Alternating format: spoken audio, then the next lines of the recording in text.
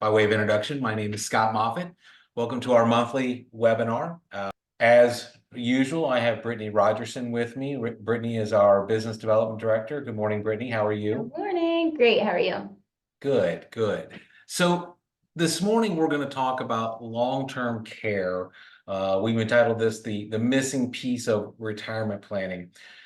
You know, I've had this conversation many times over the last handful of years, but what seems to be happening more now with just some of our clients aging and starting to reach the point of life where this becomes an unfortunate reality in a lot of cases, is we're beginning to see the financial impact of what a long-term care illness and or disease or just simply aging, what that can do to a family's financial picture. And as many of you know, it can be absolutely devastating.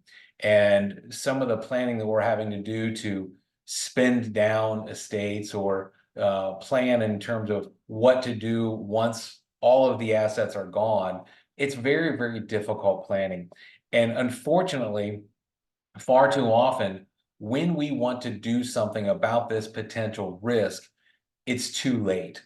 And so it's our hope, it's one of our goals with Summit, is to start trying to get ahead of this, start having these conversations with folks before it's too late, when we have time and health on our side to actually, make some plans, put some things in place that will allow us to have freedom with our decisions and to protect our finances for both ourselves as well as the next generation. So with that being said, let's kind of jump right into this. And, a big piece of long-term care planning is considering insurance of some form or fashion with long-term care illness. And when we talk about insurance of any sort, it's a risk management tool. We are identifying a potential financial risk, and we have to weigh what the cost of that risk and the likelihood of that risk is with the cost, the premium, if you will, of protecting against said risk. So to put that in some perspective, let's look at a couple of things here. With health insurance and disability insurances, they do not cover long-term care illnesses or situations. It's a common misconception that is just not the case. And only 10% of claims are covered by Medicare. Generally speaking, these are rehabilitative situations. So if you believe that disability insurance, or if you believe that your health insurance are going to cover these things, that is a mistake and highly unlikely that is going to happen. 52% of people above 65 will need some type of long-term care service over the course of their lifetime. 52%. That is a tremendously high number. And if you think about that when it comes to a husband and wife, statistically speaking, the chances of one of them incurring that need or requiring that need, it's almost off the charts. Lifetime cost per person for long-term care on average is $172,000. For a couple, $344,000. That number is only going up. You see the point at the bottom, the bullet point says long-term care insurance is 401k insurance. What's meant by that is simply this. If we don't have insurance, if we don't have a third party to protect our assets, we are, without question, going to spend down those assets, that 401k. And obviously, that's not an ideal situation. If we look at this as it relates to other types of insurance or risks that we face, the odds of a house fire are 1 in 1,200. The odds of your car being totaled, 5 in 1,200. Odds of being hospitalized, 105 out of that same 1,200. Your odds of needing long-term care insurance are 720 out of 1,200. I mean, that is an alarming stat. When you look at this and we think we wouldn't go a day without having homeowners insurance.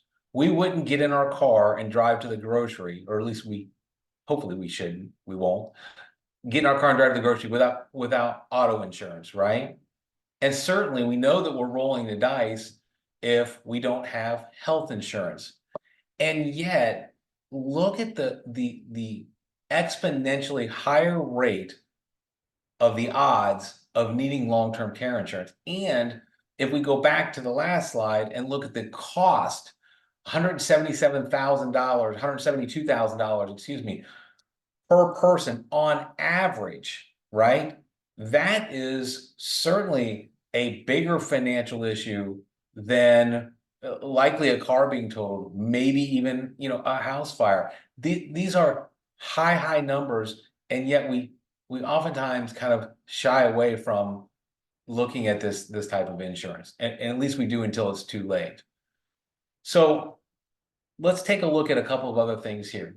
83% of long-term care is provided or delivered by friends and or family members. 70% of caregivers suffer work-related difficulties due to their caregiving duties. 20% of full-time employees lose 10+ hours per week during working hours to help an aging loved one. Many of you, I would dare say, are in this position right now. There's this sandwich generation. Your kids are young adults, your parents are now needing your help, and you're being torn, right? You're having to go in both directions. And the amount of time that you're helping your parents, your in-laws, because they just need it and there's nobody else. I know it's happening very frequently because I talk to you a lot about this on a regular basis.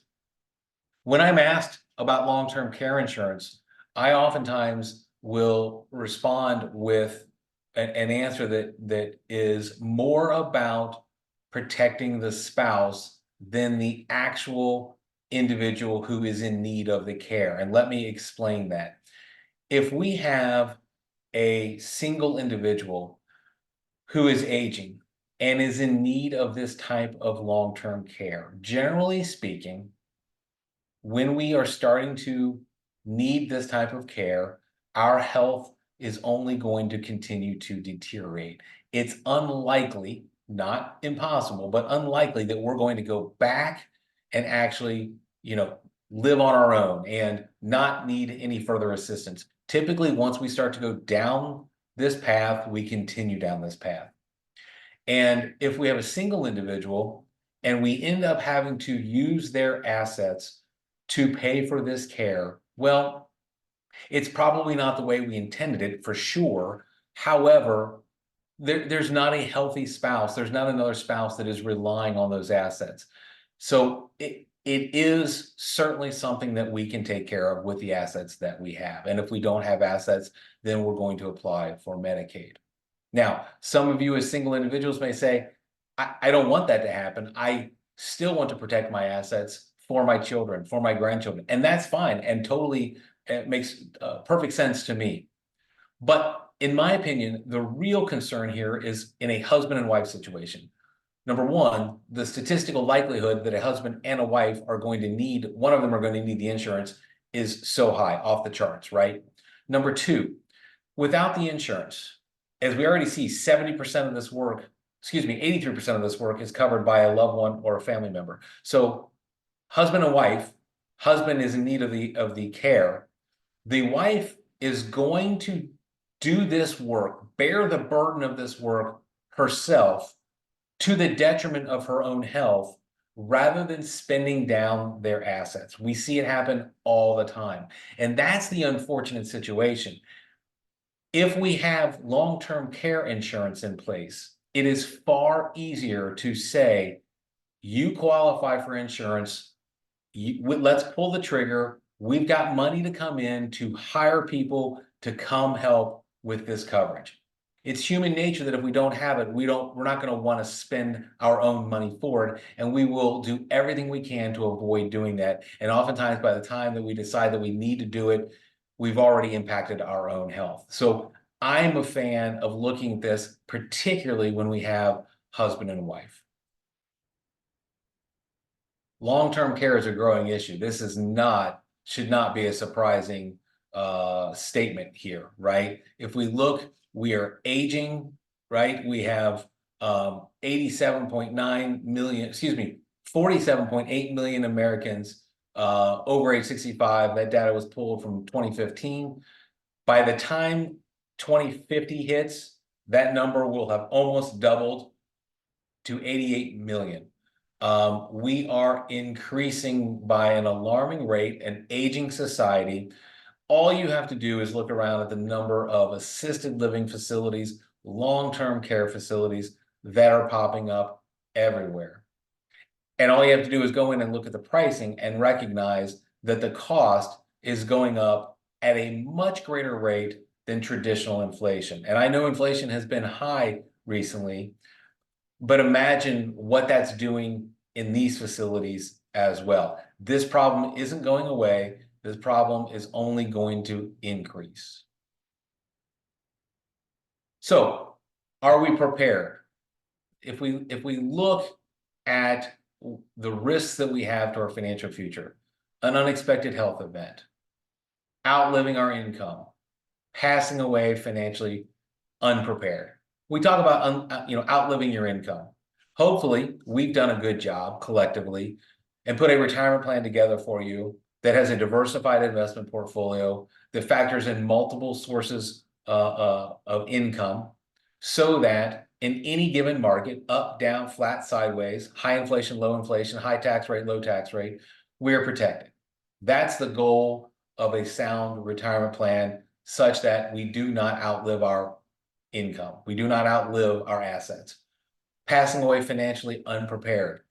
When we've sat down, if you are one of my clients, if we've sat down or when we've sat down and talked about your retirement plan, your retirement ready or not projection, we always look at multiple scenarios. Both of you living to a very, very old age.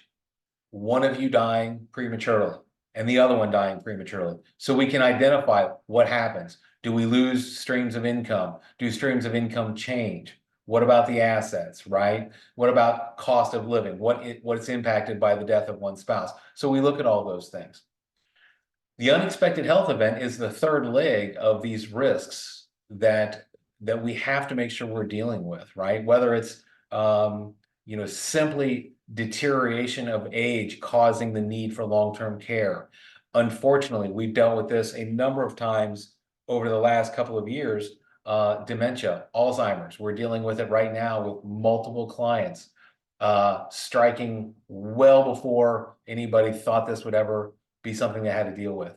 And a lot of times with those types of diseases and illnesses, it is a long-term situation, right? We may be dealing with this for years and years and years. Well, if that is the case, then those average expenses are going to be magnified over that period of time.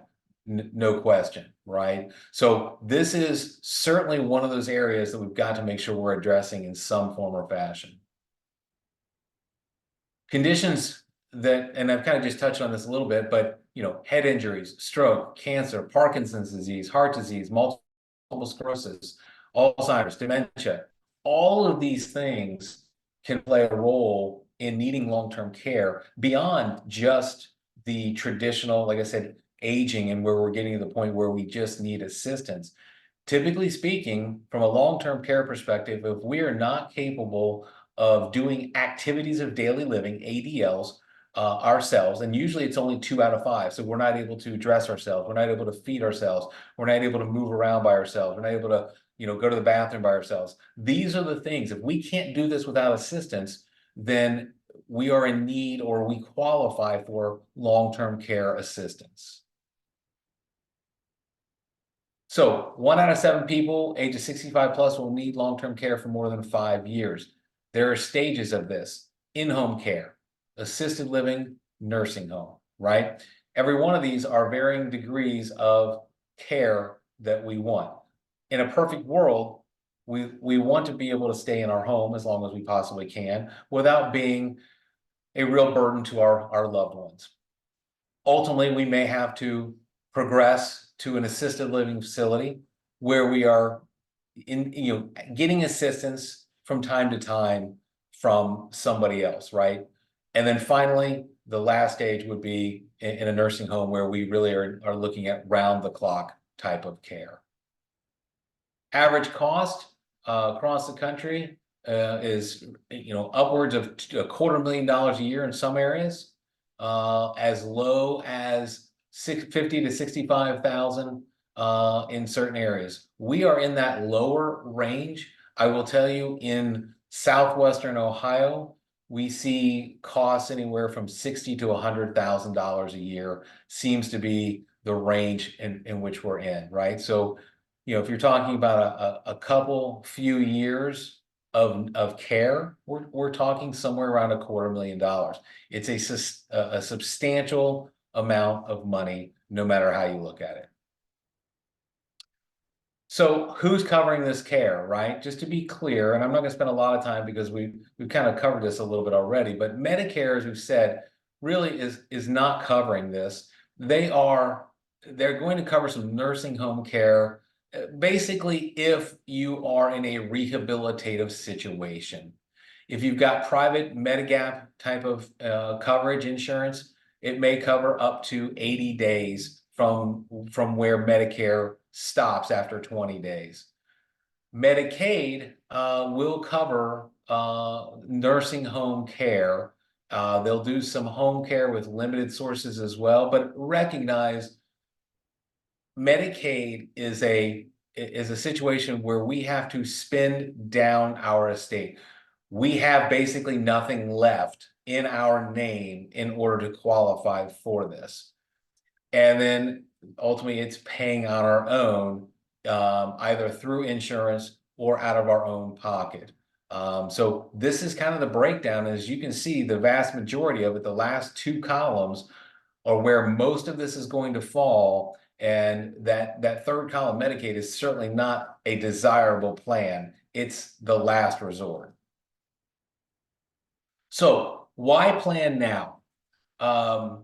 Long-term care insurance is planning equals nursing home avoidance coverage, right? So essentially, if we have our own insurance in place, we are providing ourselves more flexibility, more choices when that time comes. Healthcare, acute and long-term care, I'm finding is front of mind for most Americans today. Again, I go back to that whole sandwich generation thing, even, coming post-COVID and the number of illnesses and long-term care issues that have been a result of COVID, I think have brought a lot of these things to the front of people's minds. And so talking about this, identifying what your options are now, I think makes good sense. Inflation, right? Inflation is a daily topic in conversation right now. Long-term care is not excluded from this. At the end of the day, interest rates, underwriting experience, all of these things are going to continue to change and likely increase the cost of this protection. So this is not where delaying decisions is going to benefit you. Underwriting, as I said, will continue to change and evolve as more people require long-term care insurance. During down market swings and recessions, people tend to want protection products versus self-insuring against this risk.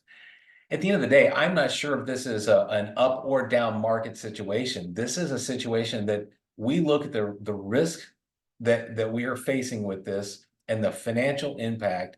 And I think it's something that we have to identify. Do we want to pay now a small amount to know we're protected, or are we willing to run the risk of paying a substantially higher amount without the insurance?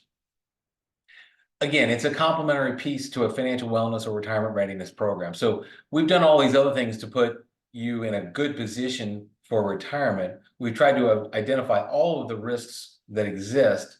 Well, this is certainly one of those pieces that needs to be addressed in some form or fashion. Alternative to last resort, publicly funded long-term care programs. Again, if we are relying on Medicaid or state-funded programs, we have no options. Likely we've spent down everything that we have, not where we want to be. Okay, so let's cut to the chase and let's talk about how we can protect against this using various forms of insurance. Traditional long-term care insurance, standalone long-term care insurance. This is, to be clear, only protecting against assisted living facility, home health care, and nursing home care. That's, or not protecting against, that's what it's providing.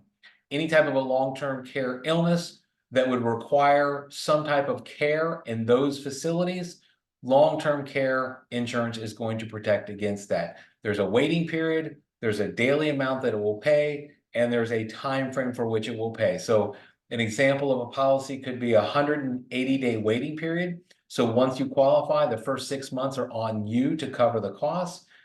At that point, it begins to cover, let's say it's $150 a day coverage, then it can last upwards of anywhere from 3 years, 5 years to a lifetime policy. You decide how long you want it to last. Obviously, the longer the benefit, the more expensive the policy is going to be.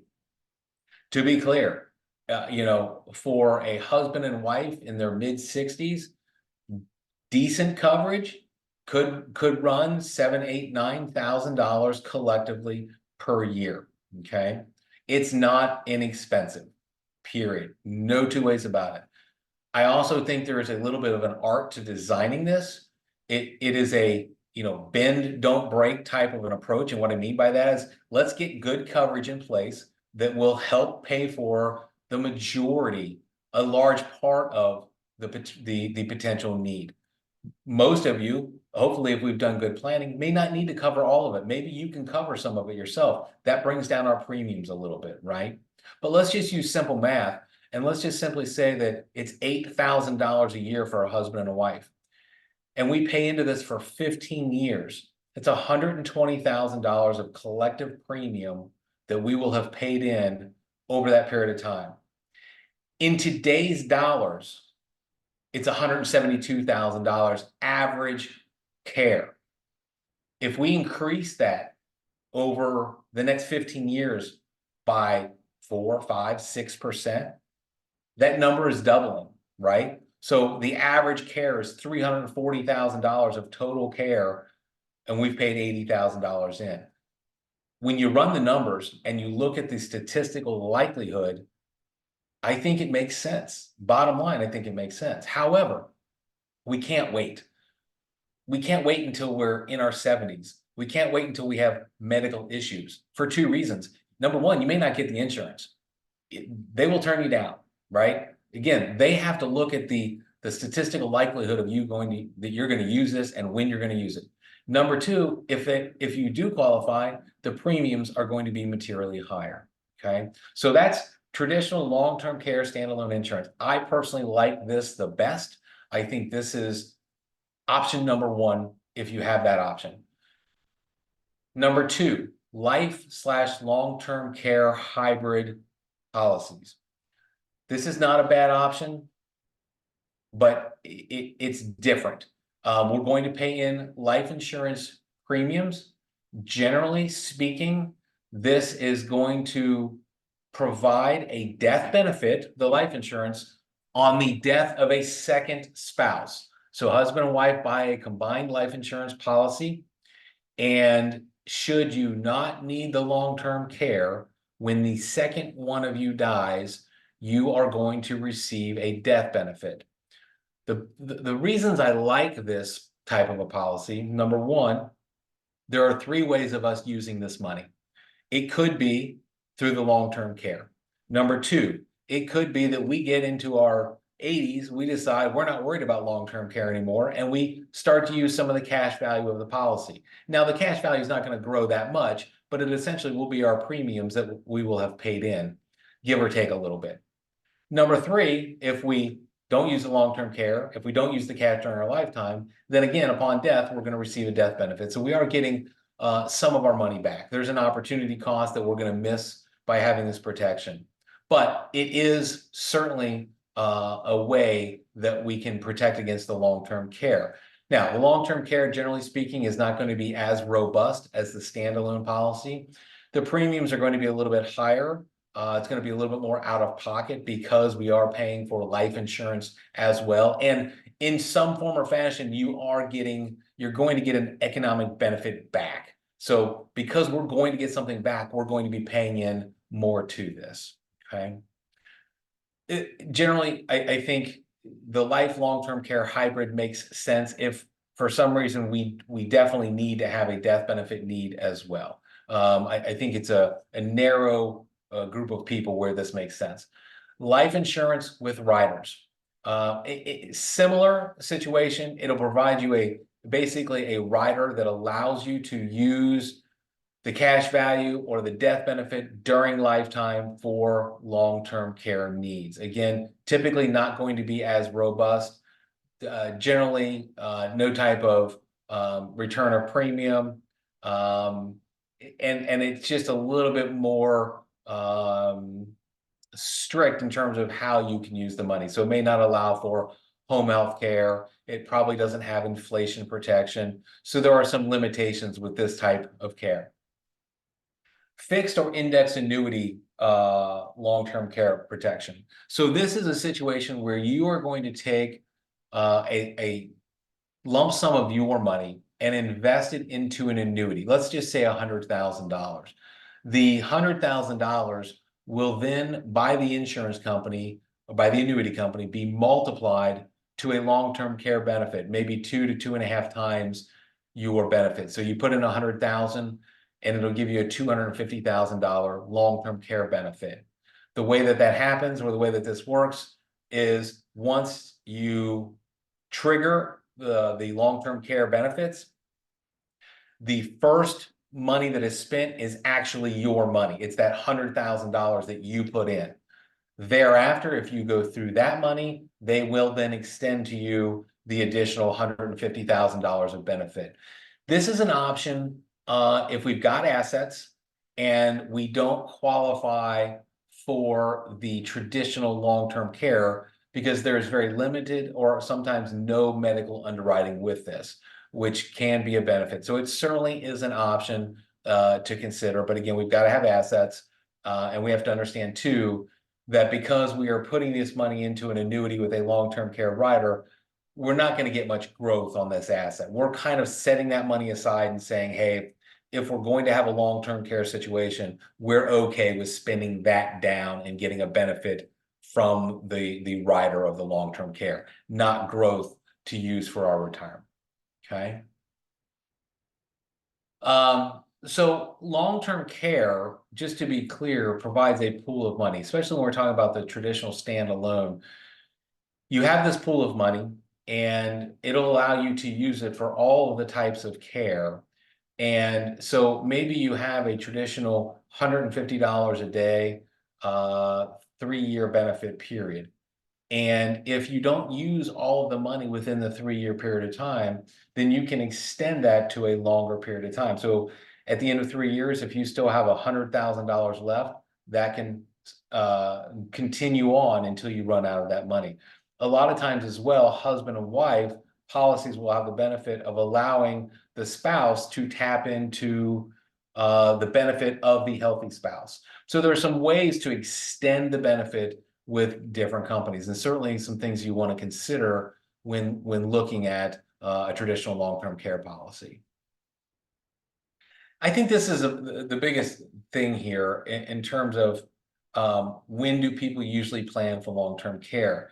And unfortunately, it's somewhere when we get into that 5, 6, 7 range. And when we get into that, yeah, I've got this issue, I've got that, this issue, we're looking at knee replacement, we've been to the doctor for this. That's where underwriting is going to start to get challenging, right? By the time you have realized that long-term care may be a reality for you in the near future, the insurance company is well aware of that same thing and unlikely that you're going to qualify for it. Or if you do, unfortunately, it's going to be very expensive.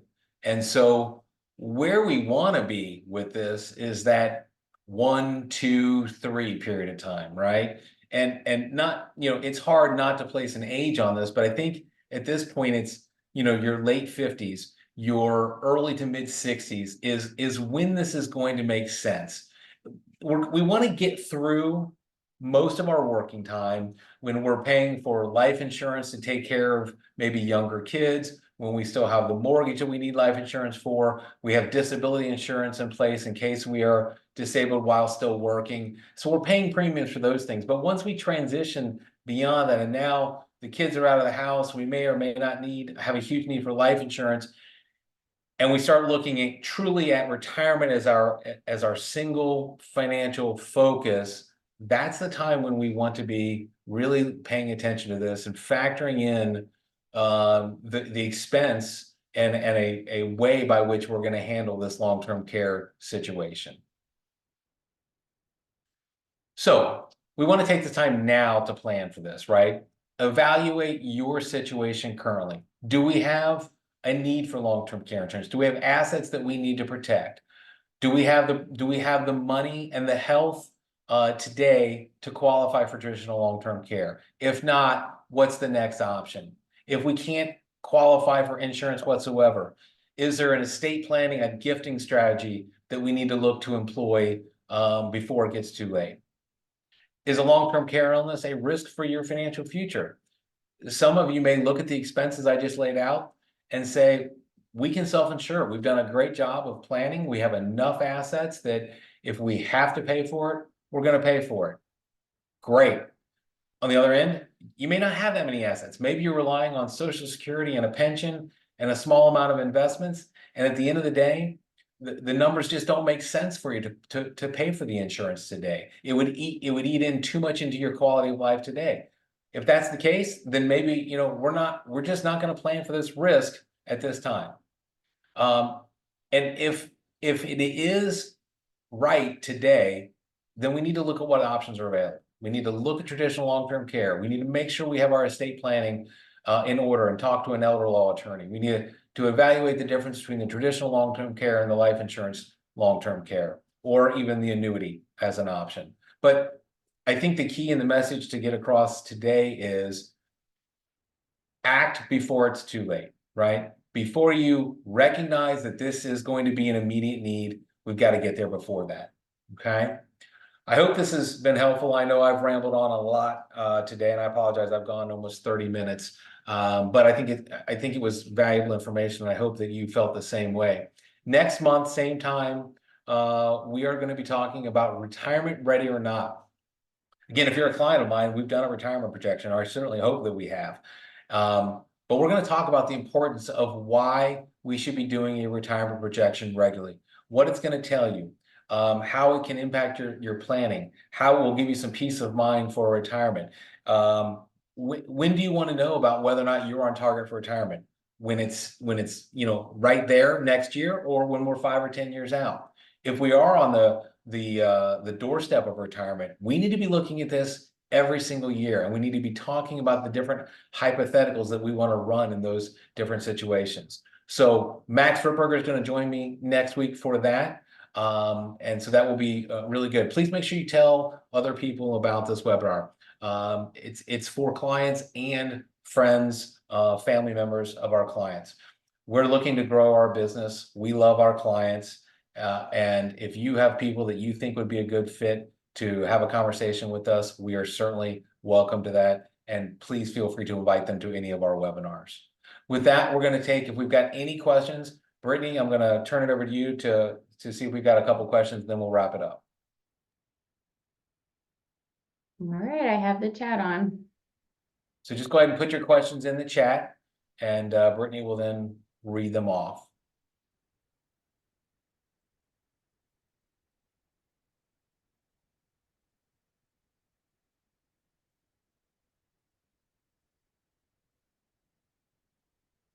I think we might be good, Scott. You did a great job. Well, I talked for 32 minutes straight. I'm not sure I know much more to say about this anyway, so hopefully we answered all the questions. Listen, if you do have questions or you want to have a conversation, please call the office. get on my calendar. Let's have a phone call. Let's talk about it. Anything little, feel free to shoot me an email and we can start the conversation that way. Brittany, thanks. As always, you did a great job. I appreciate it. Yeah, of And course. for everybody else, thank you for your time and have a great rest of the week. Take care. Bye-bye. Thank you. Bye.